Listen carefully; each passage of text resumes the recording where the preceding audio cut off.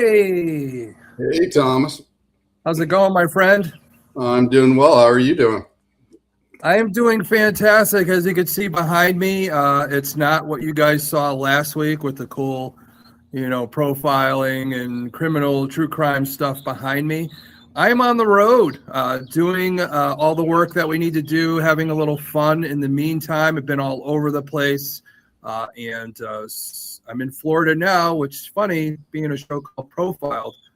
Some of the biggest names in the historical part of serial killers and profiling and all that here in Florida has, Ted Bundy, Eileen Wuornos, then Danny Rawling. If you don't know what Danny Rawling is, he was the Gainesville Ripper, the inspiration for one of your favorite horror movies, Scream.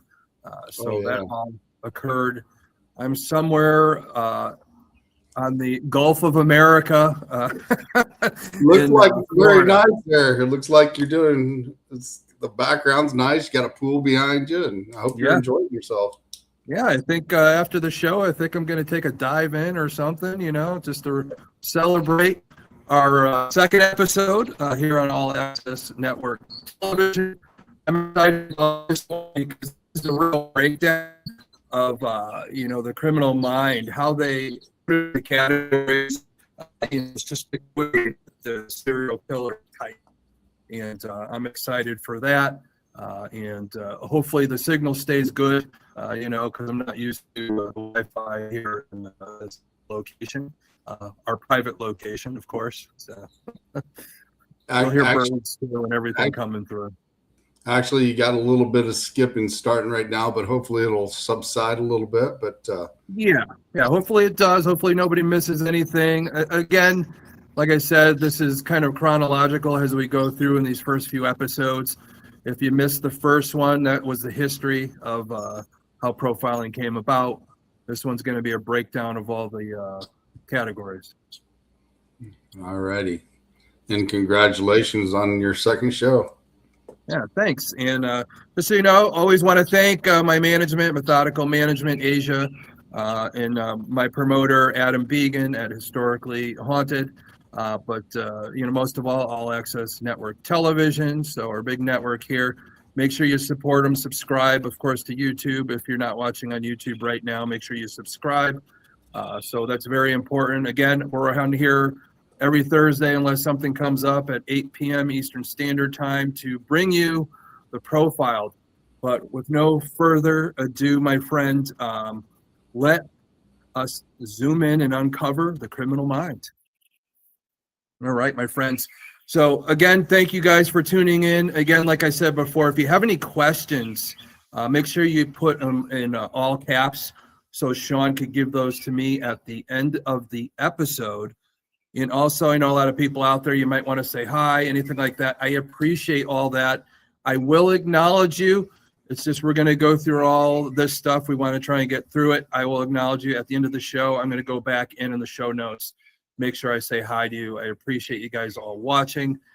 But here we go, my friends. So again, this week, it's the Mind Shadow, decoding the serial killer types. So it's very important as we break this down, why they might do what they do. That it's always the big question. Why do they do it? Is it the need for power, a twisted mission, or is it something purely biological? So we have to really get down to that. First off, a lot of people, I know some of this is new to people, some of it's not. So hang in there. We're going to try and make sure we pretend that nobody knows about this stuff as we learn it. So, of course, defining the term, clarifying the FBI's definition of serial killer is very important. It's 3 or more killings with a cooling off period. So that way we distinguish them from, being a spree killer, which of course is just going on a spree with no rest in between, or a mass murder where people hurt people all in like one setting. So we want to differentiate away from that as we're talking about the serial killer mind. But the two main types, there's two main types that we are going to get into. And it's going to break down from there, which is very important. Again, as we have to really look at this, as the weeks go on and we learn more and more and becomes more immersive, as you guys get into the mindset to be able to look at this stuff in a different vision, more of a 360 view instead of what you might have seen on TV or in a movie, what you read in a book. I'm going to try and help you apply it. So that way it'll help you in your own life and what to look out for and how to keep yourself safe. So two main types, classic, and there's spree serial murders. Okay. Now the classic is one that we hear about a lot. It's the basic stalking and is often sexually driven. So that's the ones that we hear about a lot. And there's also the spree serial murder, not to be confused, like I said before, spree killing, but spree more leading to led by a thrill seeking or control. So we put all those together and we're going to want to break those down. So another thing is there's always been a lot of questions. I've always had a lot of questions about, you know, who's a serial killer, who may not be. There is that fuzzy in between that we get. What a lot of people are wondering, the people that may assassinate people, the murder for hires, your gangsters, cult hitmen, you know, cult mentality, like I said. Those are the ones we have to try and distinguish. And we'll get into all that as the episodes go on. But first off, we want to look at organized and disorganized types of serial killers. That dichotomy really was credited to the late pioneer of the FBI, profiler Roy Hazelwood. So how it's broken down is we have the organized killer. So the organized killer, how we're going to look at that is more of the high intelligence, socially competent, plans meticulously. He follows the media coverage, so always wants to see what's going on, try and have that one up, or just to be able to mess with the media or anybody looking into them. Probably some best examples of that is Ted Bundy, all right, Dennis Rader, the BTK killer, and John Wayne Gacy. The reason why I say Ted Bundy, a higher intelligence. All three of them are of higher intelligence, but more planning. They knew exactly what they were going to do and how they were going to do it. But if you really look into those, and we're going to break all these down, will be single episodes of Bundy, of Rader, of John Wayne Gacy, some of the bigger ones, but they are considered that organized type killer who really has things, you know, going in the right direction for them in planning it out, and that type of stalking, and you know, not really leaving really many clues behind either. So they were very tough to catch. It was basically mistakes that brought them down. The other side of it is our disorganized killer. That's a lower IQ. And again, we talked about this last week. I think, you know, a lot of people think serial killers are these masterminds, but a lot of them tested IQ-wise when they were captured. Majority of them are a 90 or less IQ, okay? And that's a big thing, you know, when it comes to that. So we don't want to be thinking that they're all masterminds, but they're just like anybody else out there. There's going to be some smart ones, but a majority of the time they're not so smart, which is good, because hopefully, you know, they make those mistakes and we capture them. But the disorganized killer, a lower IQ, they're more impulsive. They leave the evidence, socially awkward, more of that sociopath type thing. Some of the examples, of course, you're going to look at is Richard Chase, who was the vampire of Sacramento. And there was also Herbert Mullen. He was the guy who believed if he didn't kill people, he was trying to avoid California from having a major earthquake, and he thought killing people would help that avoid. Funny thing is when he was captured, I think it was a few weeks after he was captured, they actually had a huge earthquake. So I don't know, sometimes these guys, crazy things that happen. But believe it or not, Jack the Ripper is considered disorganized, because a lot of times he just left things the way they were. That evidence was wide open. And a lot of these people that are disorganized tend to have schizophrenic type of behaviors and all that. In case in point, Richard Chase, being the vampire of Sacramento, he believed his blood was turning into powder, so that's why he had to, you know, drink blood of his victims and those types of things. Again, with Herbert Mullen and the Jack the Ripper, the prime suspect was Aaron Kosminski. You know, we're saying schizophrenic. Aaron Kosminski was picked up and brought to an institution where he died in 1919. He stayed there the rest of his life.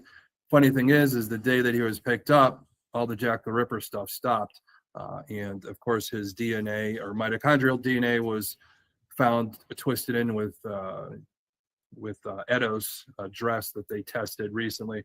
So that's another thing with disorganized, organized, disorganized.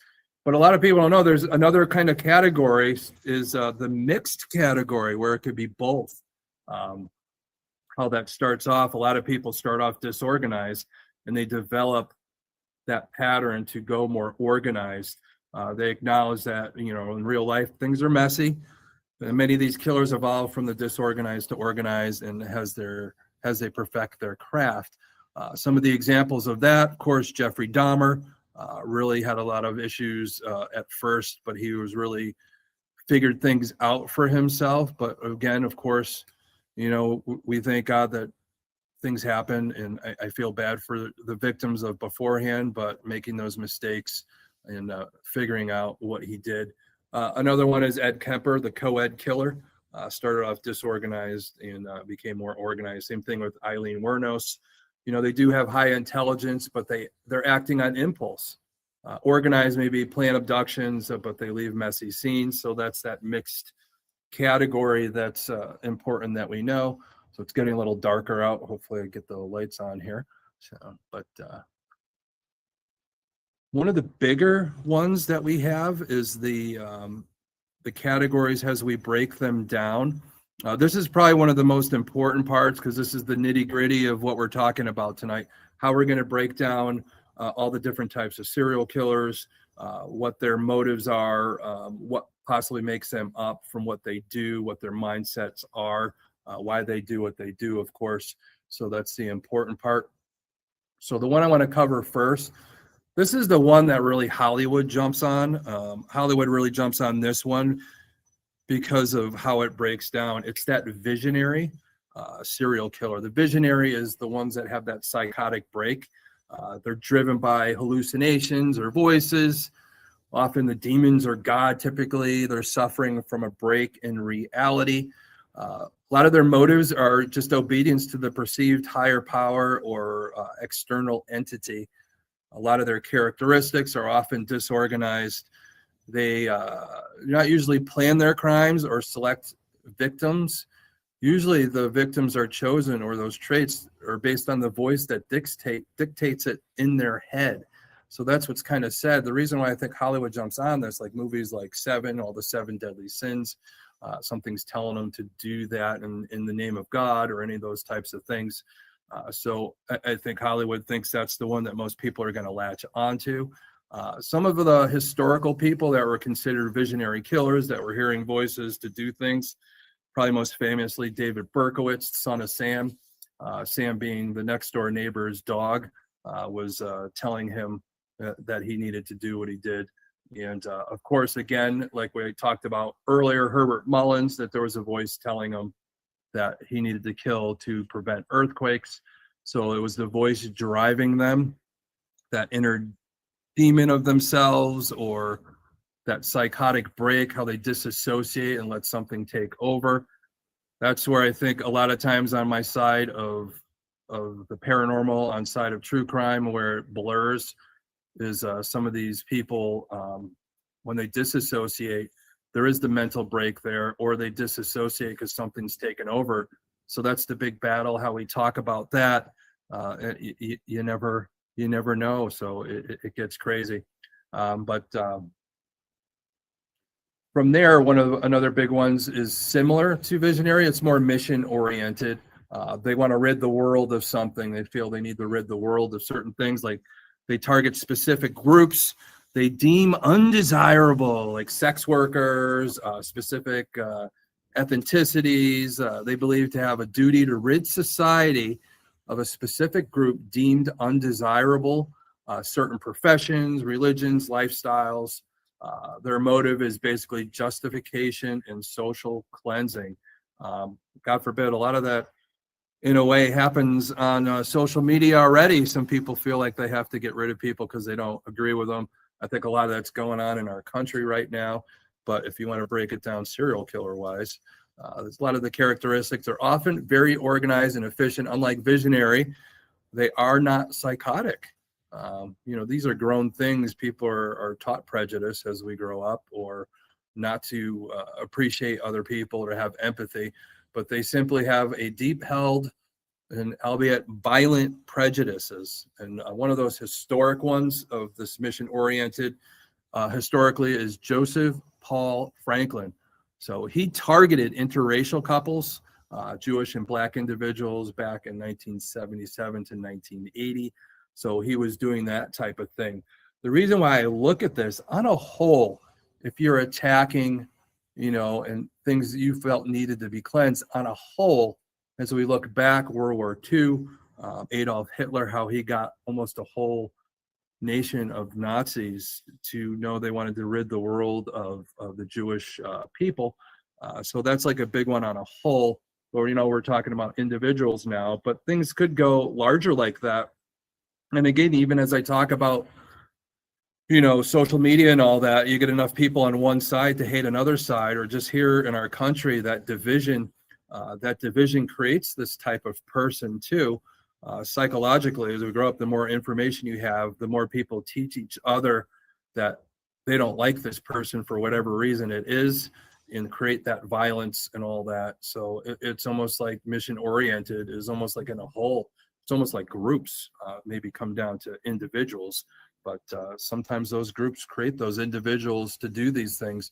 So we really got to be careful of what we put out there on social media.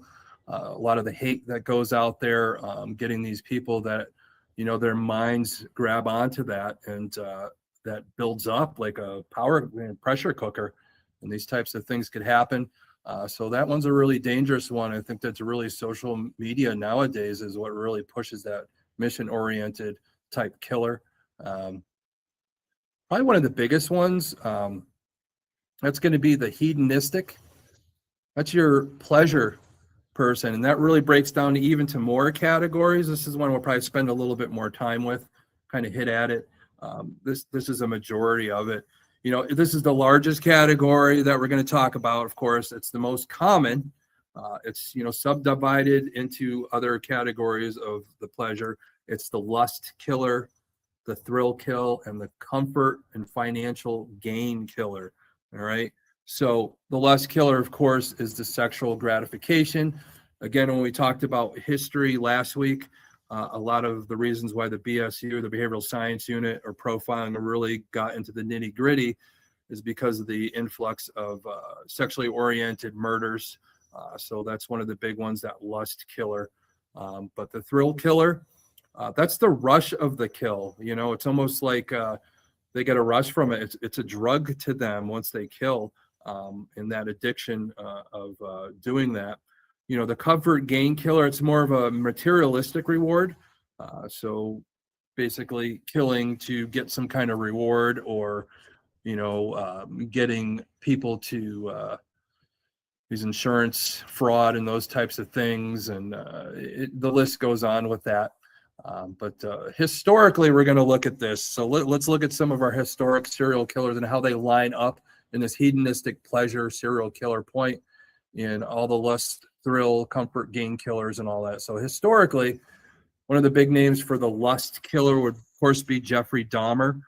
So he wanted that sexual gratification and all that he was yearning for, especially from a young age, all the way up until adulthood and all that. And it turned into other things on top of that, having lustful and keeping, some of these bodies around. And again, so desperate to keep them that he cannibalized them, I think, thinking the DNA, they would stay with him. So he had that lust and just wanted to maintain it.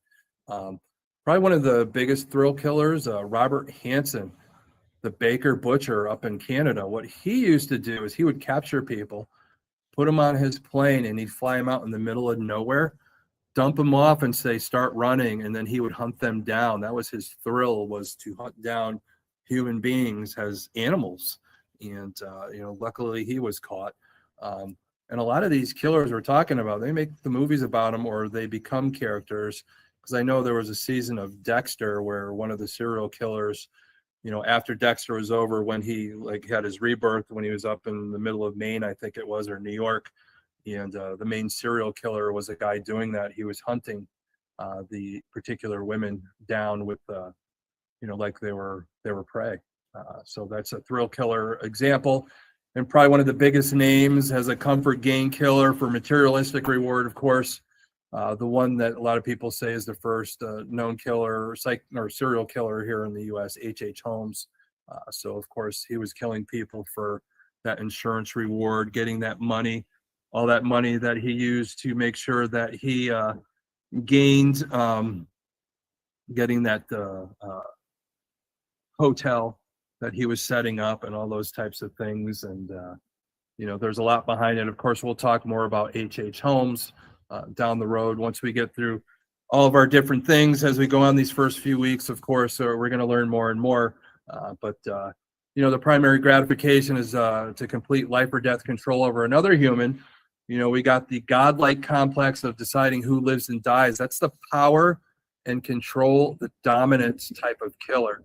So they are motivated by, of course, dominating or having authority, almost like that. If they're messed up, that's almost like I really look at it as the type of killers that you might get with that. People like Ed Kemper, the life or death, having power over people. It's very narcissistic. I think a lot more narcissists probably fall into that category if they become killers, if they have those other antisocial behaviors, which of course we're going to get into the psychiatry probably next week and what different psychological types of things affect people, how they affect the mind. We'll get into all that. But historically, it's the killing. They often prolong it. They frequently engage in a process-led crimes where they have to have a process almost, which of course is heir apparent with people like Dennis Rader, the BTK killer. He had a certain way of doing things, and that got him to his gratification. Crimes were torture, psychological terror, and the main event was more to their gratification than the kill itself. Another type of person like that, Harold Shipman, probably one of the most prolific serial killers. He was a doctor. He held life or death in people's hands. He was deciding who lived or died, that godlike complex. So that was like a big one in those aspects. So there's a lot of big categories.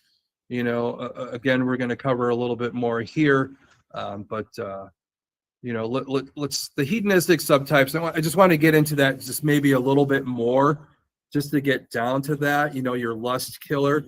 It's important that we kind of understand a little bit more how we break all this stuff down to really pinpoint in on what we're dealing with, what we're looking against, how to keep ourselves safe, what to identify mainly in people around us. And mainly as kids are growing up, what they're exposed to and what we see. But the lust killer, it's more on the paraphilias and all that, pedophiles, those types of things, that lust for what sometimes when they're growing up, what they can't have, they want to garner that control. So, why the crime is intrinsically, it's always linked to a sexual kind of gratification, is what their motivation is. But, you got the comfort killer. That's often, your black widows. We're going to get into women serial killers. Your bluebeards. The motivation is just purely pragmatic, if that's a good word to use. It's more of money, insurance, inheritance, what people might do to their own families to garner money. And over time, as it passes, and again, remember, serial killers, it's 3 or more killings with a cooling off period, but sometimes that happens. One family member goes and somebody else does something to somebody else. And some of these, women we'll get into and talk about them in a minute. But the thrill killer, of course, it's all about the adrenaline. Remember, once the victim is dead, it's like the high is gone. It's leading, that'll lead to shorter cooling off periods. So a lot of times, it's a thrill killer. If we're looking at evidence and let's say something happens, then there's a time period, but then it starts happening closer and closer. We might be able to know with a pattern that it might be a thrill type killer that we're looking at, just by looking at the evidence. And of course, the next few weeks we'll be talking about taking a look at the crime scene and how to figure out MOs and what the psychological part of it is, what they leave behind, what type of clues we're looking at, how to put together a profile by looking at how this person and how the victim lived too. And we're going to get into all that. But mainly here, we're going to get into the female serial killers. All right. Is that an exception to the rule? You know, a lot of it is there is like some differences that we look at. Some are very much alike. Like Eileen Wuornos was very, you know, they all thought that a man was doing this for a while until they figured that out, because it just didn't make sense of the violence of it. You know, women are less violent. It's more of an emotional thing. It's sometimes, fortunately, it's a financial gain too. It's trying to regain some dominance in a relationship. But you know, briefly address how female topologies, they often differ. They frequently women frequently fall into that comfort kill, like we saw, the financial gain, or the angel of death, where a lot of these people were more nannies. They were nurses, the medical field, medical doctors. Even then, you know, compared to the male-dominated, more male domination comes with the lust and power categories. So historically, we'll look at a few of the females here. But you got that comfort gain historically. I don't know if you guys ever heard of her. Hopefully we'll talk about her more. Nanny Doss. She was called the Giggling Granny. This is the one. She killed multiple husbands to gain money, and actually family members, insurance fraud, actually killing grandkids and her own like sisters and stuff like that. This woman was nuts. And the reason why they call her the Giggling Granny is every time they brought up and they had her dead to rights, and they started talking about, you know, the murders that she was, you know, up on, she would just giggle at them. So she would laugh and kind of giggle, and it was really freaky, from what, you know, a lot of the people that interviewed her said. Probably another big one a lot of people don't know about is Belle Guinness. So she came over here. A lot of people nicknamed her Hell's Belle. You know, she was married at first, and she was gaining a lot of this insurance money. So she had her own farm, okay, and she was looking for male companionship, more because she wanted to probably murder them all. But she put an ad out, you know, that she was looking for somebody to marry her. So people would come out, these men, stay with her for a little while, then of course they go missing, and the families didn't know. But you know, just trying to get the insurance money. The crazy thing is when one of these families, you know, you can only go so long where you finally catches up to you. But the one of the families had the police go out there, and she kind of found out that something was going on. So somehow miraculously the farm caught on fire, which is probably another insurance fraud for her.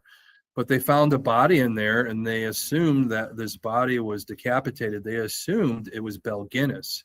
But there is speculation that she might have set this up and disappeared into the wind. And the body that they found might have been another, like a female victim she might have took at the time, and covered up to make it look like it was her. So that's like a crazy, crazy type of thing that she set up. And if she did get away with it, that is even nuts, because nobody ever heard from her ever again. But even back then, it was a little easier to hide back in those early 1900 days and all that. But the other big one is, you know, your angel of death. So the angel of death ones that goes far back. One of the biggest name ones that, you know, I remember studying up on and reading up on and all that was Jane Topin. They called her Jolly Jane. She's been featured on a lot of different shows of talking about this type of topic. So she was more like, you know, kind of like a nanny nurse. She would go and take care of families. So she would be taking care of these families, but then she'd be poisoning them so they'd be sick, so she could take care of them a little bit more. But little did they know, when they did finally catch up to her, she made them sick on purpose, because as they were dying, she had a sexual fetish to lay in bed with these people as they were dying and watch them die was her sexual fetish. So that one is like crazy right there. But that's the one you guys could look into quite a bit. And probably one of the other ones, more up to date now, it's Kristen Gilbert. So she was a nurse, of course, turned killer. She was on duty at her hospital when she took her job up to the point she was captured. She was on duty for half of the 350 deaths at this hospital that she was started to work at. One of the things that she would do once they found out, she would inject a non-traceable adrenaline and then perform CPR on them to try and be a hero. So it was almost like a hero complex that she tried to bring them back. So it was almost like she wanted to save them, but look like the hero. But of course, a lot of them, of course, they're going to die. You know, it doesn't always work, CPR, and especially on their health situations and all that. But she was doing this quite a bit, as it says, you know, half the deaths she was on duty for. But when they did catch up to her, she was only convicted of 4 murders and, of course, 2 attempted murders and all. So, you know, that's the big part of that. But really, let's break it down a little bit more. Let's close this up, and you know, we're going to start taking questions in a little bit. But really, if you put it all together, when we look at how all this stuff breaks down over time, all the different categories, and we look at, you know, childhood, there's always that debate, nature versus nurture, and how a lot of this stuff happens. You know, the old saying, oh, they played too many video games, they were looking at too many magazines, or, you know, especially nowadays, we got so much information on the internet. You know, go back to that, you know, mission-oriented, the hate groups and all that, and how some people could cause that online if we're not keeping watch on our kids and what they're getting into, that type of typology and all that. But the nature versus nurture is just, you know, a quick thought, like I said, with children. And a lot of times when these children, we're trying to break down, you know, with serial killers as they were interviewed over time, a lot of them had similarities, things that we could look out for, potentially to help our kids, not until, you know, what they're watching and all that. Of course, it's hard, not easy being a parent, of course. You know, sometimes, unfortunately, some people overparent and they underparent. You're trying to find that fine line. If somebody had a book on being successful, it'd be great. It would be a bestseller, but, you know, we all make our mistakes and all that, but at least we could communicate with our children, especially, and keep an eye on things and get them the help that they need if they do need it. We just have to keep an eye on them, especially our teachers and schools, our neighbors, all those types of things. It takes a village. But the nature versus nurture debate, you know, in a quick touch, a lot of people know the McDonald triad. You know, the neurobiology of the McDonald triad is what they say. A lot of these serial killers all have in common that when they were younger, they wet the bed up to an older age. A lot of them have the obsession with fire, the pyromania, and of course the cruelty to animals. So there's a lot of that going on. So you really look at it on that aspect. Those are the things we have to keep an eye on. You know, if that kid's wetting the bed longer than usual, doesn't necessarily mean they're going to become a serial killer, but it's still something that you might want to, you know, have somebody take a look at, a psychologist or anything like that, just to see what's going on. Because sometimes, you know, people wet the bed like that, or another thing is they stop bathing. Those are the other things we have to look out for, because, you know, some of these kids are being sexually abused, maybe by family members outside the main family, just a neighbor or anything like that. Those are clues to look at. Something traumatic happened and we have to get them on the right path. So it's a big thing that happens to a lot of these people to get into these categories. But you know, you got to understand these types. Again, it isn't about glorifying the serial killer. Again, it's about preventing and profiling for the right reasons. You know, again, it's not just profiling, you know, the serial killer. Sometimes we have to profile the victims and see why they're being attacked, or how to hold that off, and how to learn from what we're talking about in these next few weeks, how to keep yourself protected and all that. So, and you know, we just want to get to that. So what we'll do is we got some time left and all that, and I want to be able to answer some questions. So let's bring Sean back up. Let's talk a little bit more, break down some of what we saw. But Sean, did you have any questions yourself at all? So I know you were watching. I was kind of curious, is the fact, has there ever been a spontaneous serial killer that just kills in a snap at random? Well, I think, what we were talking about as we break it down, there is the potential for that. You could have trauma happen in your life and nothing happens, but all of a sudden there's that catalyst, that one thing that finally breaks you and all that. But it could be that psychotic break that we talked about earlier as we were breaking all this down. A psychotic break could happen at any time and turn you into a serial killer on a split second. None of us are immune to it. We've all had trauma growing up. All these people have had trauma, but there's that pattern. There's that one thing, that catalyst that breaks us. That psychotic break. But what I'm saying, after that psychotic break, is there anybody just been a spontaneous, just at a whim, just grab somebody and kill them and go on?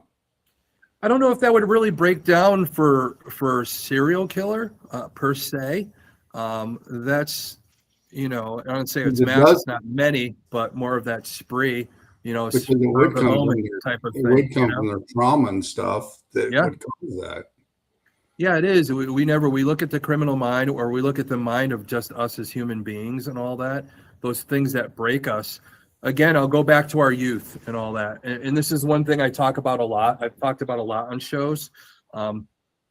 Nobody's perfect growing up, how we give people information and all this other stuff. I know there's a thing with a lot of the newer generation that all the kids got trophies, they got ribbons, all that. These kids at a young age, when they needed to learn, weren't learning how to lose. Exactly. Right? I do agree. And then they get older, and then, they don't do that stuff when you get a job or you get into other types of things, where into high school or something like that. There's been cases where somebody spontaneously killed their girlfriend or one they wanted to go to the prom with. They didn't know how to handle it. We're not giving our kids the tools to be able to handle rejection, those types of things. It really goes back to that nature nurture, how we raise our kids, and what could happen with that, that spontaneous type of kill or anything like that. More of that spree, spree could be like one person or whatever. It's just that spur of the moment where things just finally go haywire, or that mission oriented, where if somebody online nowadays, you build up enough hate and somebody finally says, "Oh, I hate those people. I'm just going to go, kill somebody." Spur of the moment. But a lot of times that happens in spur of the moment is husbands and wives. The husband pisses off the wife pisses off the husband, and they love each other, but God forbid something just snaps and, they just can't take, I found out my wife was cheating, and that's a spontaneity too. What knows what stems from that? Sometimes somebody kills once and they get a taste for it, and they build up that anger again. So really, there's a lot of different categories to it. But yeah, there is the possibility of that. Sure. Oh, interesting. I know you kind of highlighted this a little bit. Christine Marie asked this. It's wild how little women serial killers. I wonder if it's just they haven't been caught. But you kind of briefly talked about women serial killers. Really, a lot of it's such a small percentage. I just think naturally from the beginning of time, from cavemen and all that, they were more of the violent oriented. There's more violence with that masculine type of part of them. Is there masculinity in some women? Yes. Sometimes women take on that masculinity because men take it away from. They take away the femininity and turn them into masculine from trauma and abuse. So that is like somebody like Eileen Wuornos, that was her femininity was taken away, and she had more of that masculine side, which made them wonder when all those murders were happening if it was a guy, and it ended up being her. So that's that gave her more time to kill, because it's so hard to pinpoint. You have patterns, you don't know the fingerprint of why these people do their upbringing until you actually capture them, interview them, and hopefully down the road we'll have a little bit more knowledge where we could pinpoint these people, as I talked about in the history, how they're getting more and more with science to be able to hopefully figure out these crimes before they get out of hand or too far into it. Hopefully, they don't have the 3 kills and become a serial killer, more of that 1 or 2, hopefully none at all. But it's so hard, I just think, just like the paranormal, we'll never be able to prove it scientifically or any way like that, because there's no way we could keep repeating the same thing over and over again, like in the paranormal, but also in the mind of a criminal. We don't know every little thing that happened in that person's life and what triggered them to do what they did. There's Right. patterns to it, but we'll never know exactly. And that's why it makes it very difficult to find these people. Usually we find them because we find them after the fact. We don't find these people beforehand. And the only way we could prevent it from beforehand is, a lot like we see online. There's so much hatred online, and it pushes Mhm. people to become that mission-oriented killer or have that psychotic break because somebody keeps blasting them over and over again, and they have that psychotic break and they turn them into these people. That nature versus nurture again. What do people do to each other? That bullying, the trauma, whatever they have going home. So a lot of that is going to occur. How do we avoid it? We have to be more mindful of that. We have to make sure that people don't look at getting psychological help as a stigma or anything like that. They have to get that help. If there's that little thing, if something happens, to get that help, talk it through, or have other types of things that help trauma and all. And different methods. There's all kinds of different methods to help out. It isn't just talk trauma. Some people just don't do well with talk trauma. There's other things to do, EMDR, DBR, those types of things, the deep brain, switching things around, trying to get everything to change. So that's like one of the big things, especially those are the types of things we offer with the group that I'm part of, co-founded with Stacia Wills, is Wardruna. So we do a lot of that to help people, not only the paranormal, but what we're talking about now with people that have kids going through this type of trauma, to hopefully maybe get them to help so we avoid them growing up to be this type of killer. Now, how much of a mental, besides the physical and mental aspect of growing up just in general, but just people with mental issues, how much of a factor does that actually play into a serial killer? There is, and we're going to probably cover a lot of that next week on next episode, really the breakdown of the psychological side of it. But really it does play a part in that. Again, it isn't necessarily a mental illness. Again, it's that mission-oriented thing we talked about, where we grow up, our father hates a certain person or our mother hates a certain person, and that's what you learn, and you grow up with it. You think that's normal. If one of them, pisses you off, or three piss you off with little time in between, you become a serial killer because of that hate. But it's other things. Really, let's look at it differently. You're a product of what you grew up with. You think it's normal. Look at the case of Michael Vick, the quarterback. His family grew up fighting dogs. He thought it was normal, but when he became a public figure, we don't see that as normal. So, and that's where that comes in, that society thing, how we see things. And Right. he thought it was normal, but even in adulthood, you don't see it that way. Some kids, when the parenting part of it, the problems that you have, that's a big thing, and how that happens. Yeah, it's definitely so. I mean, it's just, I think some of it, a lot of it's overlooked with some of the, like I said, the mental breakdown, the physical aspect of it, and how we were brought up. You're definitely 100% right with that. And you come to a point in life where you go right or left, and you choose to be good or bad from what you're standing at, or you'll have that mental break. Yeah. Well, you're definitely right on that. I say this a lot, especially, being part of Wardruna and being a spiritual counselor. One of the things I always tell people that they have to face when they look in the mirror, you have two choices in life when you do have trauma and all that. Either you let it eat you alive, or you make the effort to overcome it. Which one do you want to do? That's all. Those are your two choices. Don't overcrowd it with added BS from all over the place. Those are your two choices. How are you going to face it? And that's the hard thing. That's the hard thing to face in the mirror. To tell yourself, do that deep down work, that shadow work, to see yourself in the mirror and what you're lacking, what that trauma is, to face it. Whatever way you have to do, like I said, talk therapy, or do the EMDR or the DBR and those types of things to help with that, to overcome that trauma. Because a lot of people, it's your upbringing and it's your traumas that happen that really lead to the aspect of fitting one of those patterns and having that catalyst to put you over the edge to do this type of killing. Of course, we all go through trauma. Again, some of us decide to overcome it. It's still there. Like I said, if we put a name to it, almost like if we're dealing in the paranormal, but me has a crisis management. One of the biggest things for crisis management is getting the name of the person that's creating the situation. When you have somebody's name or put a name to it, you have control over it.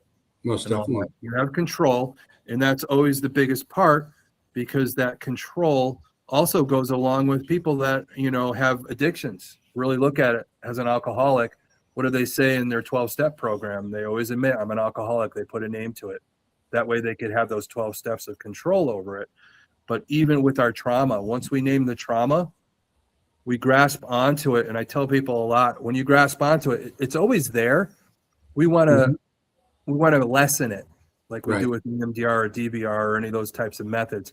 We lessen it. Even as an alcoholic, we have a shelf of, compartmentalized things that have gone on in our life. We know it's there, but what we want to do is we want to let it collect dust. We've already acknowledged it. We know what it is.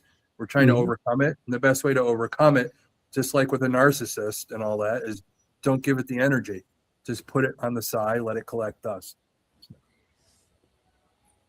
Yeah, very, very, very true. Because you don't want to give it any more power to keep making it grow and fester and just become what it will become. Yeah, it is, and a lot of these, these breakdowns that, I've thrown out there and all that. I know a lot of people have probably heard some of this stuff before. It's just a different look at it. And more we're going to get into this even more as the weeks go on.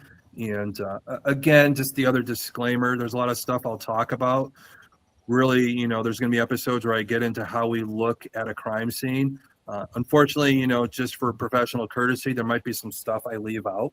If you want to try and dig on your own, that's up to you. But you don't want to give away all the tricks of the trade, just in case somebody's watching that may not be the scrupulous one. And hopefully all the people watching are empathetic and good people and stay away from this stuff and want to do the greater good.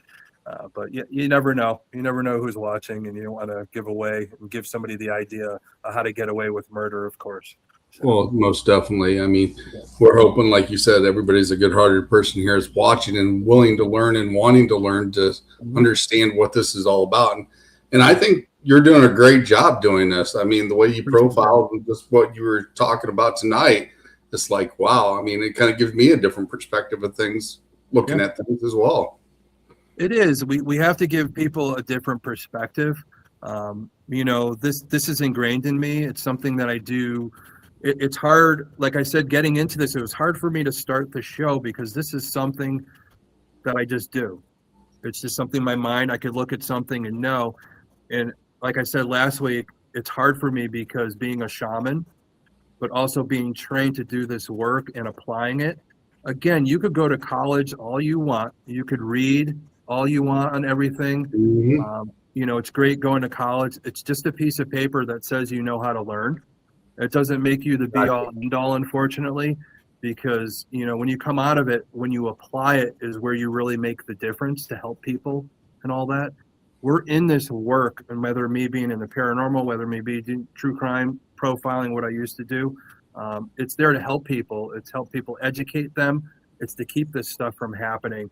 If you're not out there to do good and to help people learn and to avoid this stuff, I don't know if you're really applying what you learned. So that's important for people to know. And it's a big thing, and it's come my way a few times over the last couple of weeks. I just want people to know it's, learn and apply. And applying meaning, take into consideration when you're out and about, like something I do and my partner, we do all the time. I'll walk into a restaurant. In under 2 seconds, I'll tell you where all the exits are. I'll tell you people in the restaurant, who could help me, who can't help me, who is actually might be a problem. Yep.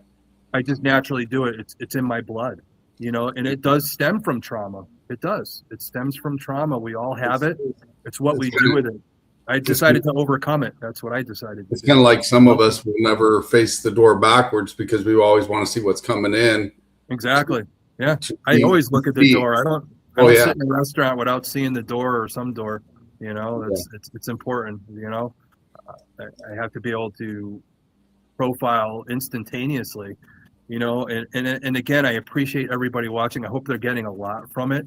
So it's hard for me to really break it all down, what my mind thinks in a split second, and break it down into episode after episode. And I really appreciate it. And hopefully everybody gets the feedback, asks enough questions, because sometimes this old brain needs a little kick in the ass to come up with some stuff to be able to share with you.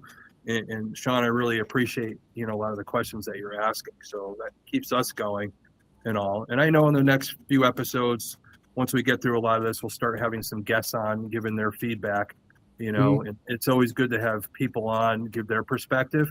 Right. Because again, my perspective is my perspective. I could show you guys this stuff, give you a little the breakdown, but my life experience is much different than other people's life experience.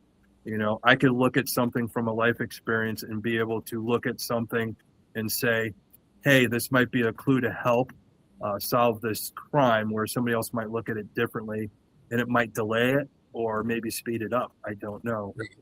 You know, it is that type of thing. It's hard. You're applying something that you learned and using your life experience, which helped me when I worked in the prison system, being a shaman and being able to sense things before they happen. You know, sometimes I had that crossover. Is like, okay, is this my spirit guide telling me, or is this my training telling me, or is this my trauma telling me something's about to happen? Is that inner voice and all that? It's the struggle I had between the three. You know, is it my training? Is it just my gut feeling from trauma, that spidey sense of being an empath, Right. or just the shaman side of it, where my, you know, spirit voices are coming through to let me know, hey, be careful, or hey, look at this. And before going through this in the professional field, nobody knew that I was a shaman or anything like that. You know, you can't say stuff like that when you're in a law enforcement type of field. You know, I've been out of it since 2007. So it's nice to be able to come on here and be able to, you know, say that. You know, some of my the officers that I used to work with follow me on Facebook, and they're dumbfounded. They never knew. And, you know, you have to keep those things close to the vest. You know, doing this type of work, you don't want people to know too much about you, especially in the prison system. You don't want anybody to know anything about you. That stuff gets used against you, especially if an inmate hears it. You know, 24/7, they get one over on you. So that's the battle of profiling, knowing information on certain inmates, even on other officers and all that. You had to know what you were dealing with, and just quickly profiling people, unfortunately, in a greater good way of protection, not in a bad one. Some people do. Profiling for hate reasons and all that, but more of profiling to keep yourself safe, your family safe, your loved ones around you safe. So hopefully this show is going to help people with that quite a bit. And again, I appreciate everybody watching. Of course, you know, I'll answer everybody back that said hi earlier, and we'll get into all that. But do you have any other questions on there, Sean? I will definitely say this. I definitely enjoyed watching the show tonight. I definitely think it's very informational for sure. I think a lot of people need to sit back and start listening to things like this so they can start understanding, because a lot of things that happen can be explained. And if you're watching out for it, or get to understand why people are doing this, or see a sign of why, or something come up, or a warning, you know, that's helping somebody out. You could be saving somebody's life as well. This takes one. This takes one life to save, to change the trajectory of what people's life pattern is and all that.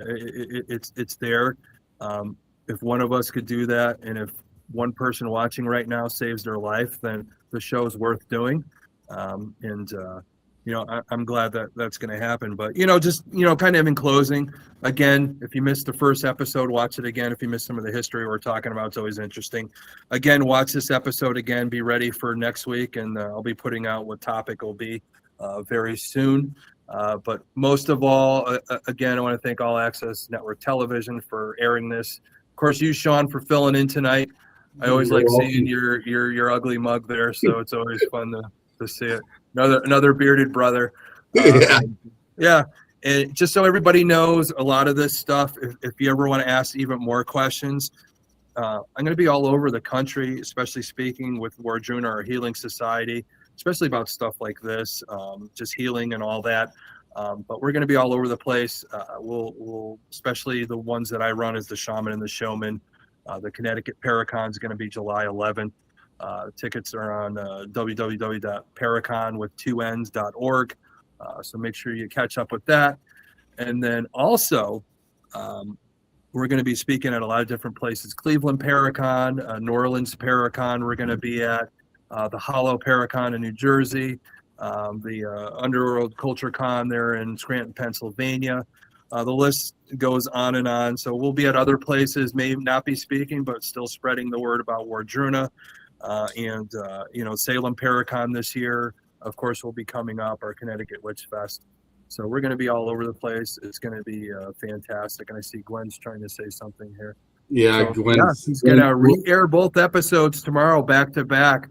Appreciate that. I know I'm kind of in the darkness right now. I didn't know how to turn the light on in this lovely Florida house that we're at in the middle of Florida, an undisclosed location. Make it mysterious for you guys.